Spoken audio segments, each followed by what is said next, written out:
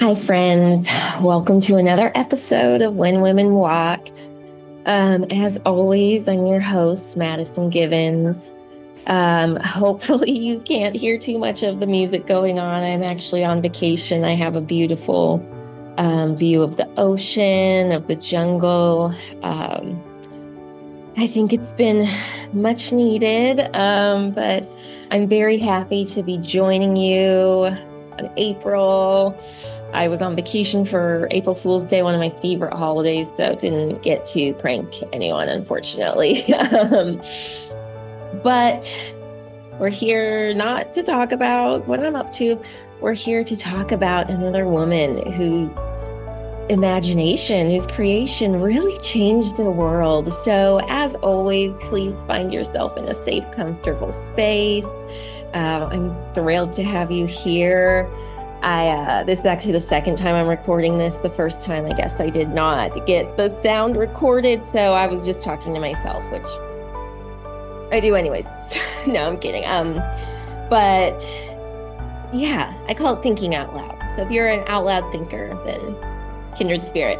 But yeah, let's just dive in. So oftentimes, I guess maybe not oftentimes, but April can be viewed as STEM Awareness Month, science, technology, engineering, and math. I like STEAM a little better because I'm more on the creative side, so let's throw some art in there. But with that being said, imagine living in a world where the computer didn't exist. No laptops, no phones, no coding languages, no artificial intelligence, no AI. Now imagine being the person who first imagined what a computer could do. They not build a computer, not use it, but just imagine it. So today's story begins in Victorian England, a world of gas lamps, horse-drawn carriages, very rigid social expectations, and intellectual salons, where the most brilliant minds gathered to debate the future of science. And in that world, a young woman sat quietly listening. A young woman who had been raised to think like a mathematician, but dream like a poet. Her name was Ada Lovelace. And long before the modern computer existed, she wrote what many historians now recognize as the first computer program. Mind-blowing, right? But Ada did so much more than that. She saw something no one else saw. She realized that machines could do more than calculate numbers. They could compose music. They could create art. They could transform the world. So in other words, she imagined our digital future nearly 2 centuries before it arrived. So this is the story of the woman who looked at a mechanical machine and saw the blueprint for the modern computer age. So Ada was born in 1815 in London, and her full name was Augusta Ada Byron. And yes, if you're a history nerd, poetry, if you're into poetry, any of that stuff, that Byron, right? So her father was Lord Byron, one of the most famous poets of the Romantic era. He was brilliant, scandalous, wildly unpredictable. So within weeks of Ada's birth, her parents separated. And her mother, Annabella Milbank, feared that Ada might inherit her father's temperament, his emotional volatility, his passion, his unpredictability. So she did something unusual for the early 1800s. Annabella raised Ada to be logical. Annabella believed mathematics could protect Ada from the madness she associated with poetry and poets.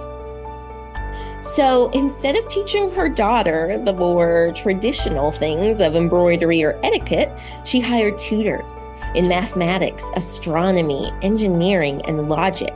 It was an unbelievable and extraordinary education for a young girl in the 19th century. But Ada was not just logical. She inherited something from her father as well, his imagination. Ada once described her own mind as poetical science. I absolutely love that. She believed science and creativity were not opposites, but they were partners. And that idea would change history. So Ada was a curious child, sometimes to the point of obsession. When she was just 12 years old, she became fascinated with flight, birds and wings, the mechanics of air travel. Most children would watch birds and just dream. But Ada began designing a flying machine. She studied anatomy to understand wings. She studied materials to build models. And she called her project Flyology. What? It was half science experiment, half engineering blueprint, and it showed something remarkable. Ada didn't just wonder about the world, she tried to build it. All right, so let's fast forward a little. It's 1833. Ada attended a social gathering that would change her life.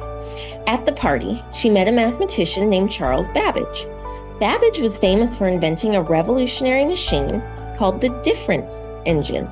Okay, so at the time, complex mathematical calculations were done by humans, but Babbage had this radical idea. What if a machine could calculate automatically? His difference engine was a mechanical device made of gears and metal wheels designed to compute mathematical tables. But Babbage had an even bigger idea. He envisioned something called the analytical engine. So this machine wouldn't just calculate one thing. It could be programmed to perform many different calculations. So in other words, it was the first concept of a general purpose computer. So many people saw this machine and were highly impressed. But Ada was fascinated because she understood something deeper. Years later, Ada would be asked to translate a paper written by an Italian engineer about Charles Babbage's analytical engine. So the translation was pretty straightforward. But do we think our girl Ada stopped there? Absolutely not. She did the translation, she added her own notes, and her notes, guess what, were longer than the original article. These notes became famous in the history of computing because in them, Ada did something extraordinary. She described how the machine could follow a sequence of instructions, right? An algorithm, or as modern day coders would call it, a program. In one section of her notes, she outlined a step-by-step process for calculating Bernoulli numbers. Today, historians widely consider this to be the first published computer program. But what made Ada truly remarkable was not just the program. It was her vision, that imagination, creativity. So most people believe machines could only process numbers, but Ada disagreed. She wrote something revolutionary. She argued that numbers could represent more than just quantities.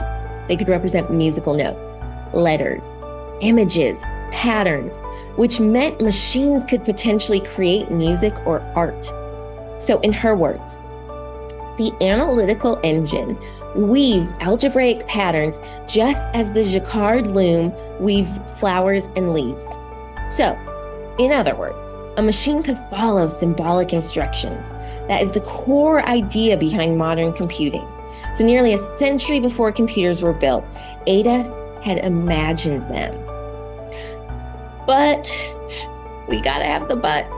Ada lived in Victorian society, and Victorian society had its limits. So women were rarely recognized as serious mathematicians. Many of Ada's contributions were overlooked, misunderstood. She published her work under initials rather than her full name. And while Babbage was respected as an inventor, remember Charles Babbage, Ada's intellectual contributions were largely forgotten for decades. She continued studying mathematics with leading scholars of the time, but her health was extremely fragile. And her life was not only complicated by personal struggles, but also financial stress. So Ada would die in 1852 at just the young age of 36 years old. And it's actually the same age that her father had died years earlier, and she was buried beside him. So for many years, Ada's work remained obscure. But in the 20th century, historians of computing began to revisit her notes. And what they found was astonishing. Ada had an Ada had anticipated key ideas in computer science, programming, algorithms, symbolic processing, the potential of machines to go beyond calculation. So she wasn't just describing Babbage's machine, she was describing the future of computing. And so today, she is widely recognized as the first computer programmer. And in 1980, the US Department of Defense named a programming language ADA in honor of Ada Lovelace. So Ada Lovelace's story reminds us of something powerful, that innovation is not just about building machines. Sometimes it is about imagining what they could become. Ada looked at a mechanical calculator and saw computers, music generation, artificial intelligence, which we're just now uncovering, right? We're just breaking the surface of AI, of what it can do. Digital creativity. She saw possibilities that others just could not see yet. And she did it in a world that rarely listened to women in science. So today, every smartphone, every piece of software, every line of code traces back, at least in spirit, to the vision of Ada Lovelace and what she wrote down in 1843. So history often celebrates the people who build things, but sometimes the most important figure is the one who imagines the future. Ada didn't build the computer, but she understood its potential, what it could become.